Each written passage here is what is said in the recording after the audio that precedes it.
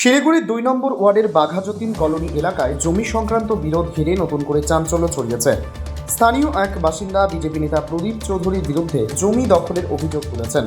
বৃহস্পতিবার শিলিগুড়ি জার্নালিস্ট ক্লাবে সাংবাদিক বৈঠক করে সুবর্ণা সাহা নামে এক মহিলা জানান, ২০১২ সালে তাদের জমি ব্যবসার উদ্দেশ্যে জমিটি ভাড়ায় দেওয়া হয়েছিল।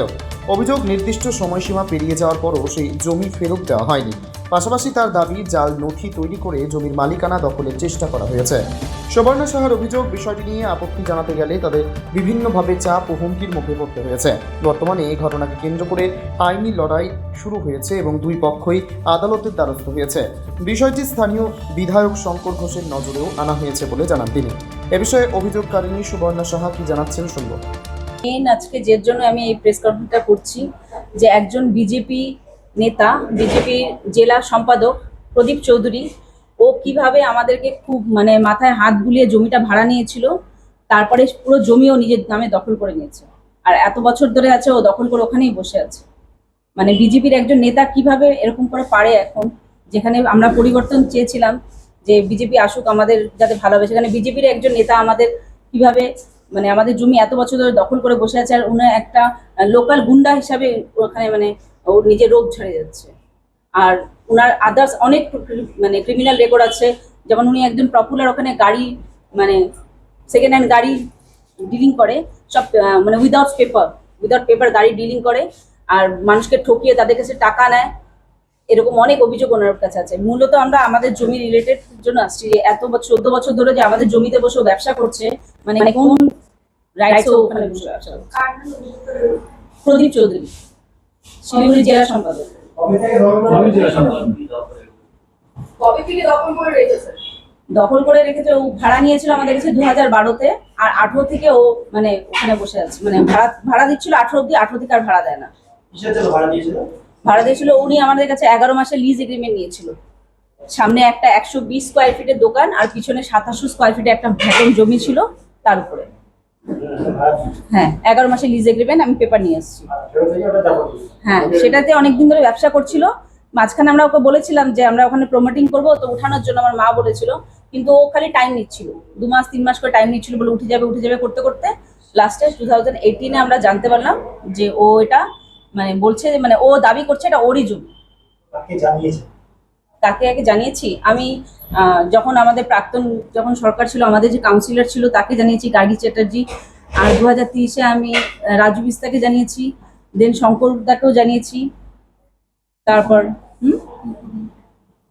আমার ব্যাংকেও জানানো আছে। হ্যাঁ, 2023-এ জানানো হয়েছে। আর নতুন করে আমি সেদিন এই রোববার যখন সরাসরি শঙ্করদা বসেছিল, তখন ওনাকে আবার জানিয়েছি। তো উনি বললেন যে আমি দেখছি ব্যাপারটা। পুলিশে আমি 2018-তে একটা ক্রিমিনাল কেস করেছিলাম, সেটার চার্জশিট 2021-এ বেরিয়ে গেছে। চার্জশিটের রিপোর্ট আছে এখানে। পুলিশ বলছে কোর্টে চলে গেছে এখন, 21 থেকে আজকে 2026, এখনো কোনো রকম আমাদের কাছে সমন আসেনি, কেস স্টার্টই হয়নি। সেটা 2021-এরটা 2018-টা 21-এর ইস্যু হয়েছে। আর 2022-এ আমি আবার কেস করেছিলাম পাঞ্জাব ন্যাশনাল ব্যাংক আর প্রদীপ চৌধুরীকে মিলে, তখনও সেটারও চার্জশিট বেরিয়ে গেছে, কিন্তু সেগুলোর কোনো খোঁজখবর নেই। কেসটা কোথায় গেল, কি হচ্ছে না হচ্ছে কিছু নেই। যেটা দুটোরই চার্জশিট বেরিয়ে গেছে। একটা চার্জশিটেও আমার কাছে প্রমাণ আছে যে উনি ফর্জ, পিটি বুটিয়া আর নূর আলম স্যার, ওনার সাইন আছে।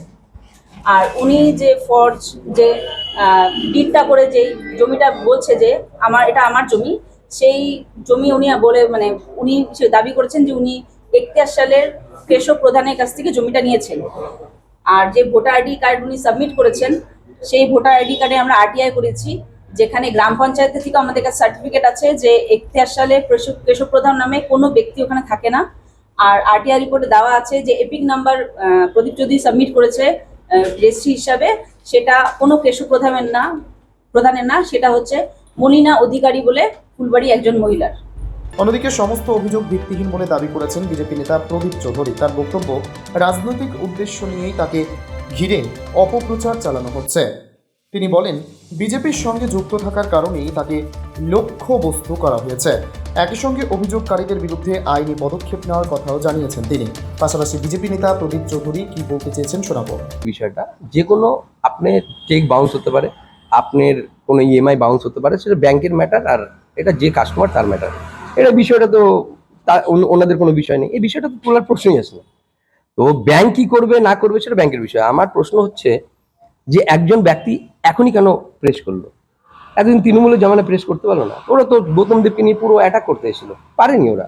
আজকে বিজেপি আসার পরে কিছু অ্যান্টি বিজেপি তাদের মদতে তারা যে কাজটা করেছে, এটা আমি বলবো যে সরাসরি আমাকে বদনাম করার চেষ্টা করছে। আপনি বলছেন মিথ্যা, এটা জুডিশিয়াল ম্যাটার। যখন আপনি জানিয়েছিলেন পুরো সব জায়গায় আমি সোশ্যাল মিডিয়ায় জানিয়েছি, থানায় জানিয়েছি, আমাদের কার্যকর্তাদের অত্যাচার করেছে, আমাদের বন্দির করেছে, আমরা সব জানিয়েছি থানাতে, আমরা সব প্রত্যেকটা জিনিস জানিয়েছি। এবার বলুন, কোর্টে যখন আমরা যাব, কোর্ট যেটা বিচার নেবে সেটাই তো মানবো না, আমরা মানবো না। আমাকে কোর্ট ইনজাংশন দিয়েছে, কোর্ট ইনজাংশন দিয়েছে। আজকে যদি আপনার পেপার ঠিক থাকতো আপনি ইনজাংশন পেতেন তো, না পেতেন না? আমার তো 5 কাঠা জমি, ও 4.5 কাঠা জমি ওর আছে কোথায়? আমার একটা দাগে জমি। উনি কোন জমির দেখাচ্ছে আমার দেখার দরকার। উনি এটা জুডিশিয়াল। 12 মাসের একটা লিজ। এবার আমার এই ধরনের কোনো এগ্রিমেন্ট আমার নেই, আমি কোনো ভাড়া নেইনি। যা বলছি উনি সরাসরি আমাকে বদনাম করার জন্য বলছে। একটা জুডিশিয়াল ম্যাটার পেন্ডিং, আমি জুডিশিয়ালে এইটার উত্তর আছে। আমরা যেদিন আশায় রয়েছি কবে আমি আমার অধিকার থেকে যেন বঞ্চিত না হই, এর জন্য আমি আবেদন করেছি কোর্টে, কোর্ট বিচার তবে করবে। যে ডেট দেওয়া সামনে এমনটাও অভিযোগ করছে তিনি। ওরা তো কোর্টে আজ পর্যন্ত পেপারই জমা দিতে পারলো না। আমি তো প্রথম কেস করেছি ওদের নামে, ওরা এখন বেলে আছে। ওরা তো আজ পর্যন্ত কোনো কোর্টে পেপার জমা দিতে পারলো না, আমাদের তো সাক্ষী হয়ে গেছে। আমাদের, আপনি যদি কারো কাছে আমার অ্যাডভোকেটের আমার কাগজ দেখতে চান তো আমি দেখাতে পারবো, আজকেও নয়, আমি হয়তো অ্যাডভোকেটের কাছে নিয়ে দেখাতে পারবো।